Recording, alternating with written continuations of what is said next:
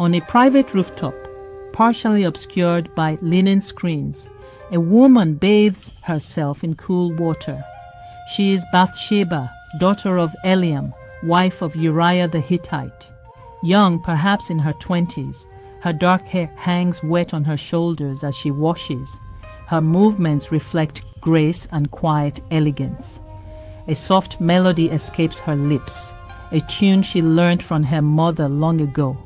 She feels the absence of her husband at war. King David, the great warrior king, emerges onto his palatial rooftop after his midday rest. It is spring, the time when kings go to war, and yet here he is, confined to his palace, while his generals lead his armies against the Ammonites. For the first time in his life, David remains behind. He walks to the edge of the rooftop, looking out over his city, his kingdom, his dominion. Everything spreads before him like an offering. His eyes descend. They fall upon a rooftop. He noticed a woman of unusual beauty taking a bath. He stops moving. David whispered almost to himself, "What is this?" He steps closer to the edge. The light catches her wet skin. She continues her bathing unaware. She wrings water from her hair. She is beautiful, undeniably, completely beautiful. David stands motionless, watching. Bathsheba, softly singing, "O God of Israel, protect my beloved. Watch over him amidst the combat. Keep him safe until morning." She concludes her prayer song, stepping from the water to wrap herself in linen. She is totally unaware that she is being watched. David sits upon his throne, though his thoughts linger elsewhere. A messenger stands before him awaiting orders. "I saw a woman on a neighboring rooftop. Go find out who she is." The messenger returns. "My lord, her name is Bathsheba, daughter of Eliam, wife of Uriah the Hittite, one of your mighty men. He is away at the siege of Rabbah with Joab." As David absorbs this information, quietly, not looking up, "Bring her to me." The messenger bows and departs. Bathsheba tends her herbs in a small courtyard when a royal guard strides to her gate. His stance is commanding, armor, emblem, the authority of the throne. "The king summons you to the palace. Come now." "The king? But my husband is away at war. The king has called for you. You must comply." Trembling, Bathsheba sets down her work. A command from the king demands obedience. Bathsheba enters the king's private quarters, wearing simple, noble attire. His stance is commanding, "Your Majesty, I am humbled by your call." David studies her in silence. "You are Bathsheba?" Still bowing. "Yes, my lord.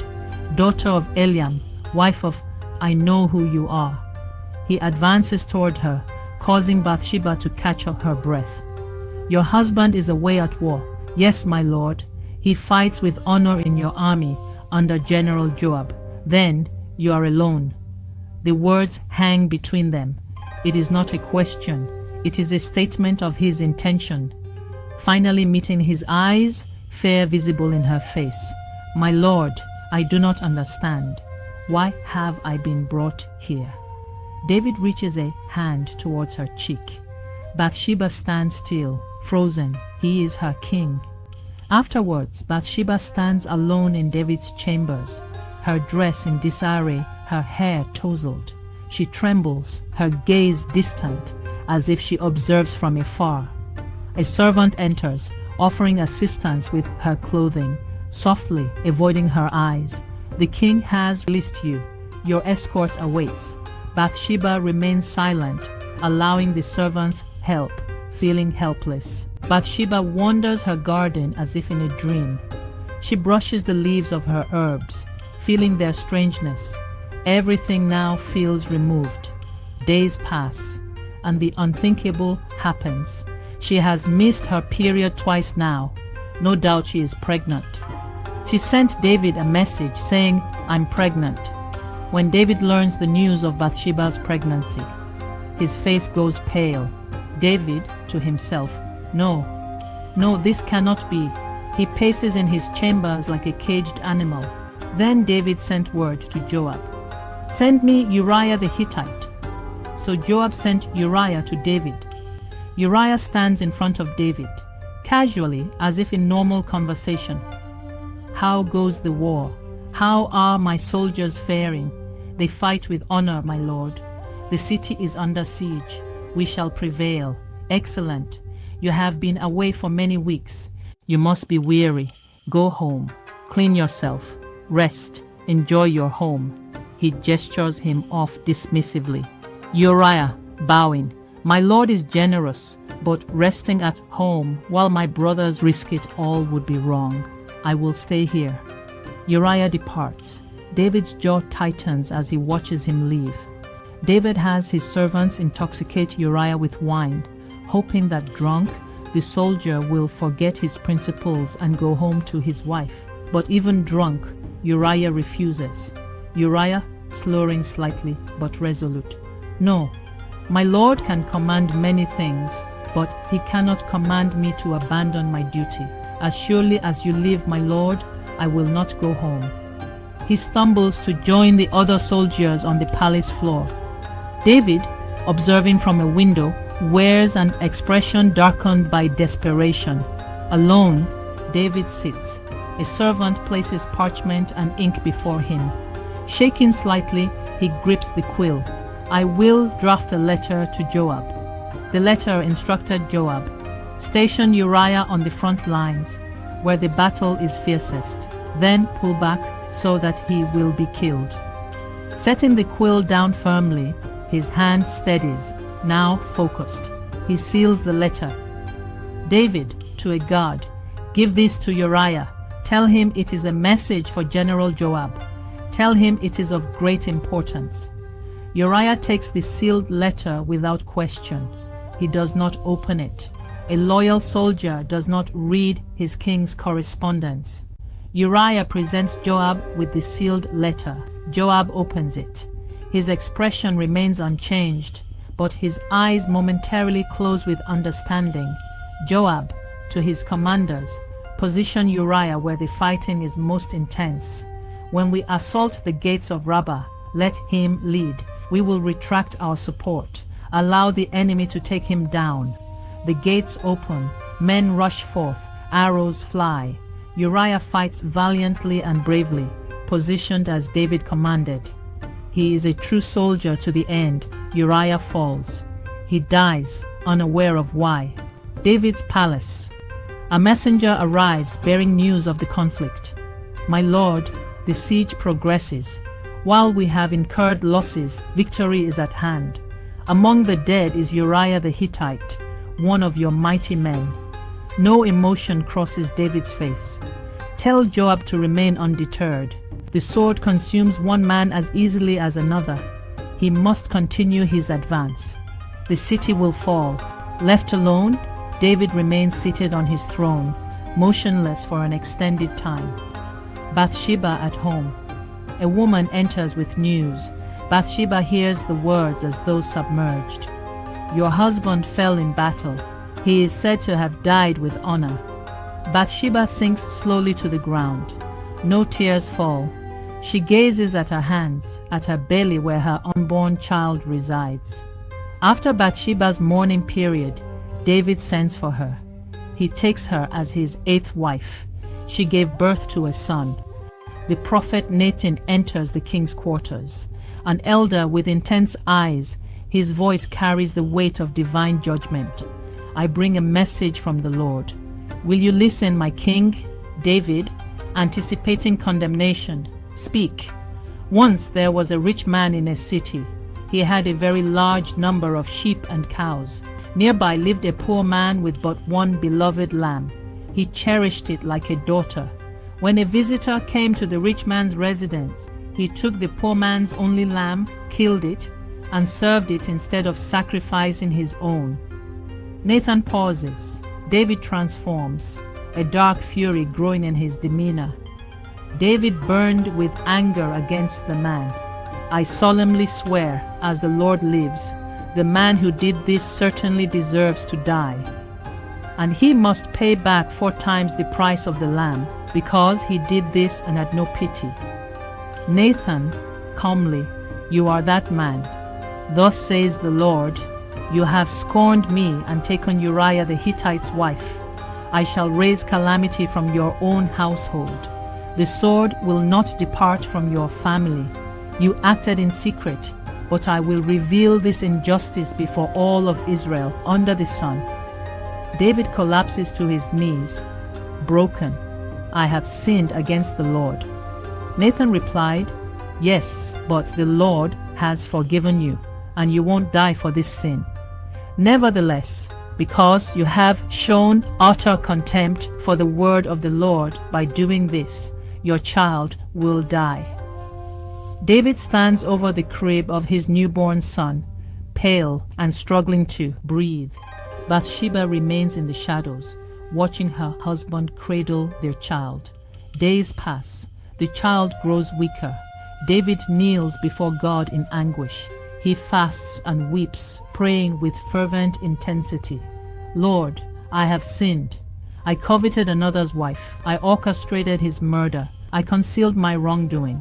O God, forgive me. But the child continues to wither, and soon he dies. Bathsheba's grief deepens. She has lost both husband and firstborn. Bathsheba sits alone, cradling her dead child. Tears remain uncried. She endures in a state beyond sorrow. David enters, going to Bathsheba. For the first time, he comforts her genuinely. He does not take. He mourns alongside her. David, softly, I am the architect of your pain. I have shattered your life. With nothing left to say, Bathsheba remains silent. Time passes. Bathsheba becomes pregnant again. She bears a son. This one thrives. They name him Solomon.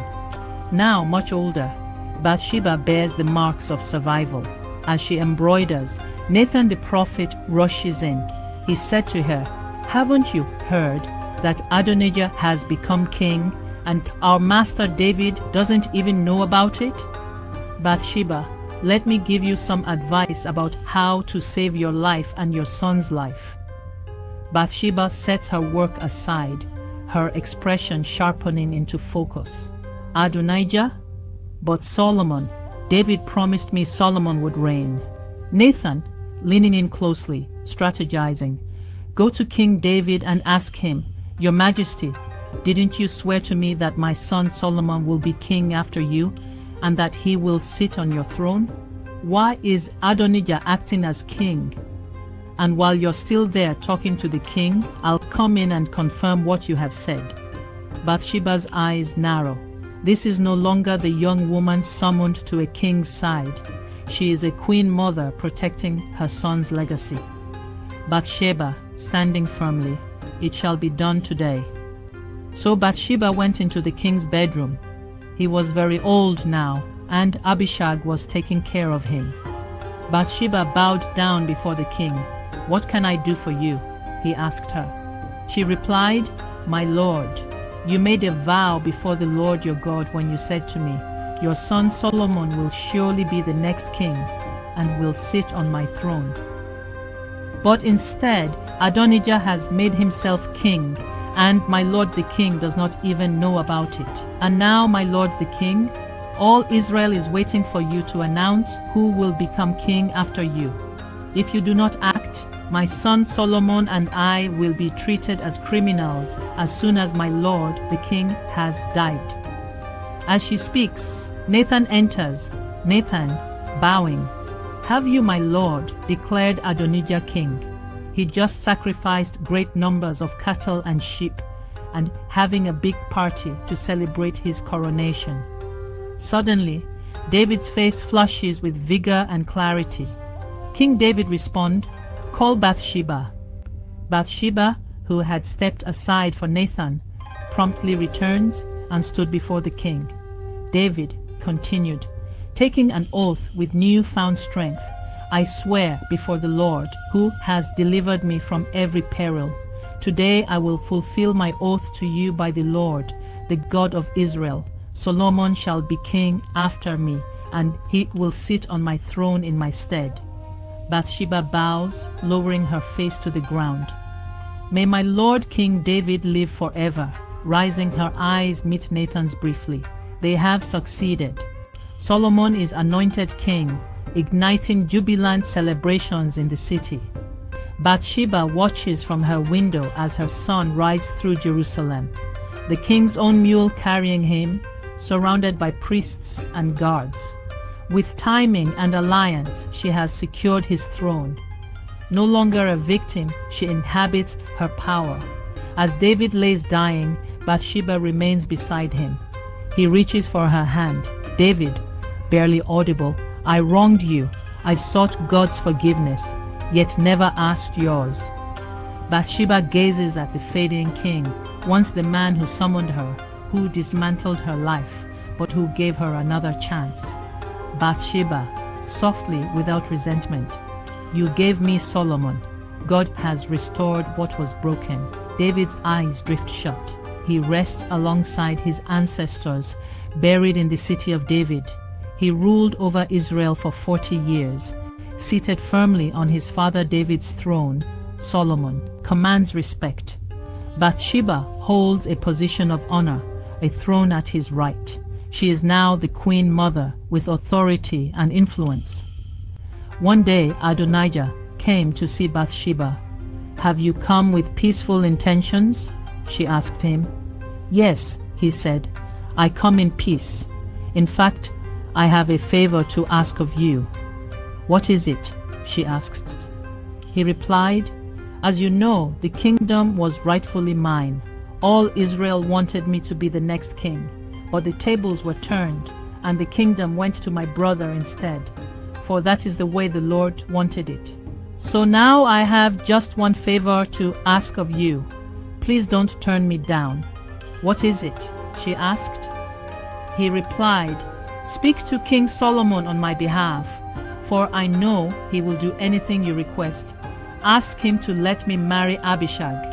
Bathsheba's expression betrays nothing, yet her mind races. Abishag, David's last attendant.